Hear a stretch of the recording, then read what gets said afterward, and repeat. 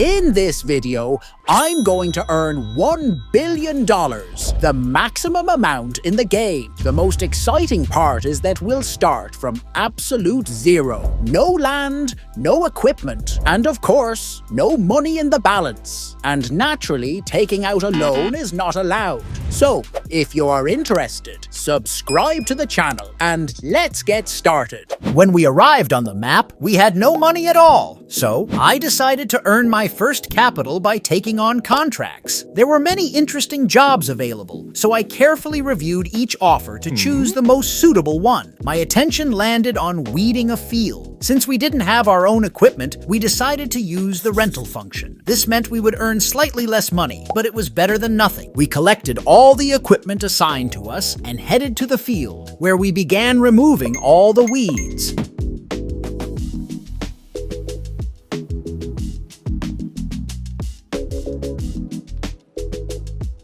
To make turning easier, I first cleared a headland and then continued weeding in regular passes. Fortunately, it only took us an hour to complete the job. Afterward, I gladly returned to the shop to collect my hard-earned money, which amounted to nearly $5,000. I decided to use this money to rent a pickup truck, which we would need for the next step in increasing our capital, collecting collectible items scattered across the map. So, I got into the pickup and set off to find them. To retrieve the first item, I had to sneak into a restricted area. At that moment, I realized the search process ahead would be challenging, but fortunately, it promised to be quite rewarding. Each item fetched me $10,000, which, of course, is a substantial amount for us. Interestingly, all these items were parts of an old grain elevator that would be turned into a museum. So, I decided to collect every single one of them, even though it would take a lot of time. After about 4 hours, our balance had already reached $250,000. This was great because it meant we could finally move on to the next stage of our journey toward earning $1 billion. The next step involved working on our own field. To do this, we needed to buy our first plot of land.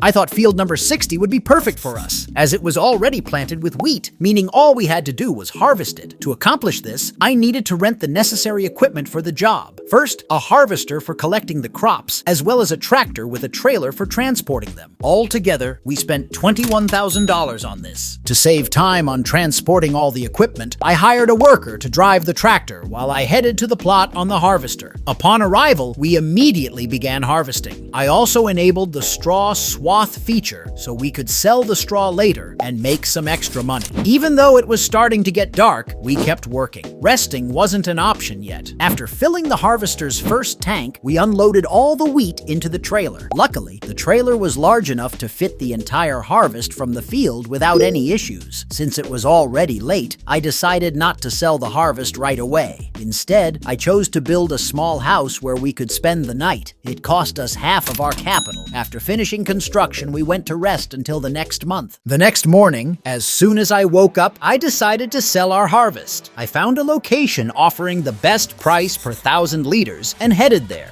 Upon arrival, I unloaded the entire harvest, earning nearly $20,000. Unfortunately, this didn't cover our expenses for the field and the equipment. However, we still had the straw left to sell, which could also bring in some profit. So, we returned the equipment we no longer needed and rented a trailer for collecting straw. After that, we headed back to our field. Upon arrival, I immediately began collecting straw. As soon as the first trailer was full, I headed to the animal dealer as they offered the highest price per 1,000 liters. It turned out that one trailer of straw was worth nearly $2,000, which wasn't bad. Selling trailer after trailer, I spent the next 2.5 hours on this job. In the end, I managed to earn just over $9,000. Since the fieldwork didn't prove to be profitable, I decided not to waste any more time and move on to the next stage. From this point on, I wanted to start earning money through more challenging work, specifically by raising animals. So, I went to the shop and rented all the necessary equipment. Returning home, I was ready to start construction. Sheep seemed to be the most profitable choice, as they only require grass for feeding, and we already had everything needed to prepare it. Without much hesitation, I built a small sheepfold and planted grass on the second part of the field in construction mode to feed our flock. Next, we needed to purchase sheep for the pen, which could hold 41 animals. I bought them fully grown so they could start producing wool immediately. Once that was done, it was time to prepare grass. I got into the tractor and got to work. To my surprise, the process was simple, and I enjoyed the task at a leisurely pace. Once the trailer was full of grass, I unloaded it directly into the feeding trough for our sheep. Next, I realized we also needed a water tank, as the sheep require water in addition to grass. So, I headed back to the shop to rent one. Fortunately, renting the water tank cost very little. On the way back, I filled the tank with water and delivered it to the sheep. Shortly after, we began receiving our first wool. Since we would need to transport and sell it in the future, I went back to the shop to rent a trailer, like everything else. Returning to the farm, I left the trailer near the sheepfold and waited for our sheep to produce enough wool. To reduce monthly equipment rental costs, I returned the tractor, though I didn't yet realize this would turn out to be a mistake. Then I decided to take a break for the next 4 months. When I woke up and went to the sheepfold, there were already 3 full pallets of wool waiting there. However, since we still had rented equipment and a lot of time had passed, we were running at a loss. Without a tractor, we couldn't transport the wool to sell it. I decided to run to the shop and take on a contract to earn some money for renting a tractor. I accepted a job for plowing a field and headed there. By midday, I had completed the contract and returned to the shop to collect my earnings and rent a new tractor. This time, I opted for the cheapest one, just for transporting our wool. Then, I headed back home. After hitching the trailer to the tractor, I loaded the finished pallets of wool and went back to wait for more pallets. By late spring, we had accumulated 8 pallets of wool, not counting those already loaded onto the trailer. So, I loaded all the wool onto the trailer and set off to sell it, as the current price at the farmer's market was the most favorable. Upon arriving at the market, I sold all the wool and earned almost $37,000, which was excellent. When I returned to the farm, I noticed that the water tank was empty, so I refilled it. As for the grass, we still had half a trailer left, which should last us for a while. For the next 6 months, all I did was rest while waiting for the wool to accumulate. After selling it, our balance had grown enough to allow us to purchase more powerful equipment and larger trailers. So, I went to the shop where I first selected a tractor, paying nearly $10,000 for it. Then, I rented everything else I needed. I believe this will speed up our wool production several times over. After collecting all the rented equipment, I headed back to our farm. When I arrived, I started mowing grass to fully refill the sheep's feeding trough. This time, a lot more grass was needed, so I had to use the second part of the field, where I had also planted grass in construction mode. Now, the next step was to completely fill the trailer with grass. After that, I brought a new water tank to the farm, as well as a trailer for pallets. All that was left to do now was wait for the wool to accumulate again, which I would immediately load onto the trailer. After about 3 years, I managed to earn a decent amount of money. After selling all the wool, our balance reached $170,000. However, it turned out we had lost nearly $50,000 raising sheep, so it was crucial to move on to the next stage of our earnings: forestry. I believe this is where we can make up for the losses. So, upon arriving at the shop, I returned the trailer since we no longer needed it. Instead, I rented equipment necessary for growing trees. The most important thing was not to forget to buy the seedlings themselves. I hoped 4 pallets of red pine seedlings would be enough, but we could always buy more if needed. After transporting the planter to our plot, I returned all the remaining equipment we had rented for the sheep. Then, I sold the sheep themselves, earning almost $15,000.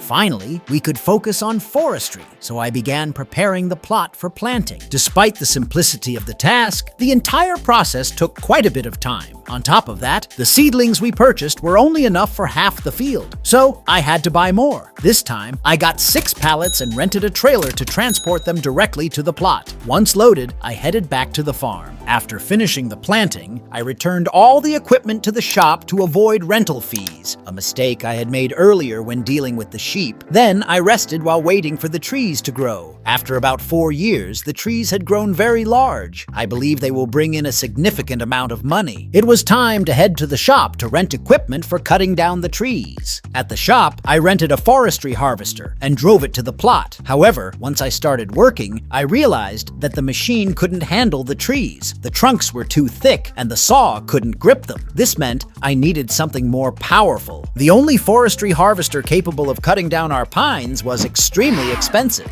Renting it alone cost over $38,000, which was a lot for us, but we had no other choice. So I picked it up and headed back home. The journey back took about half an hour due to the low speed of the equipment. Fortunately, I made it, so I set up the harvester and began cutting down the trees. The harvester worked efficiently as it cut the trees, trimmed the branches, and sliced the trunks into logs all in one process. I made an effort to stack all the cut trees in one place to make loading them easier later. After cutting down the first row of trees, I decided to take them to sell, as I was eager to find out how much money we could make. I moved the forestry harvester out of the way to avoid it being an obstacle and headed to the shop to rent a loader and a truck. Then, I returned to the plot, carefully loaded the logs onto the trailer using the loader, and drove slowly to the sawmill to sell them. For this batch of wood, I earned just over $34,000 at the sawmill, which was quite good, even though we sold it at a price that wasn't the highest. Despite this, I decided to sell the rest of the wood as well. In the end, we managed to earn just under $70,000 for almost the entire first row of wood. Now we have enough money to build a sawmill, but first, I needed to clear the area a bit before proceeding. Once I completed this task, I immediately started construction, which cost us $150,000. However, this expense is minor because the cut trees will now be processed into finished products, which will bring us significantly more money. To avoid losing money on unnecessary rentals, I returned the equipment we didn't need at the moment. Then I went back and fully loaded our sawmill with wood, starting the production of beams. The process would take some time, so I skipped ahead. A few months later, the beams were ready. It was time to head back to the shop, where I rented a mini loader and equipment for transporting the beams. After returning to the plot, I loaded the beams and set off to sell them on the other side of the map. This small batch of beams sold for just over $102,000, and I was amazed at the amount. This will now be our primary task for the coming months. By the end of nearly a full year, I had almost finished cutting down all the trees. During this time, I managed to earn $7,100,000. This is a significant amount of money that will help accelerate our progress toward earning $1 billion. Now, I returned the forestry harvester to the shop and moved on to the final stage of our earnings. The final stage involves building solar panels and wind turbines. I invested all our money into installing them and simply waited. We managed to set up a little more than 3 rows of solar panels, which in sunny weather generated $400,000 per month. As soon as we accumulate enough money, we'll install more. After nearly filling the entire plot with solar panels, our monthly income reached $700,000. Now, we could start installing wind turbines, but first, we needed to purchase a new plot. Once it was prepared, construction began. For now, we installed smaller wind turbines that generate slightly less income. With these additions, our monthly income reached $1,400,000. After saving even more money, we could start installing enormous wind turbines, which would generate nearly $70,000 each month. For the remaining time, I focused on purchasing plots and installing large wind turbines on them until our monthly income reached $26 million. Thanks to this, after 3 years, our balance had grown to $1 billion. Now we have enough money to buy all the equipment in the game. However, since that would take too long, I decided to settle for purchasing all the tractors. I think it's clear that I can now afford absolutely everything. This means we've accomplished the goal we set for ourselves, earning $1 billion using the methods available in the game. If you enjoyed this and would like to see more videos on my channel, just subscribe. See you all next time.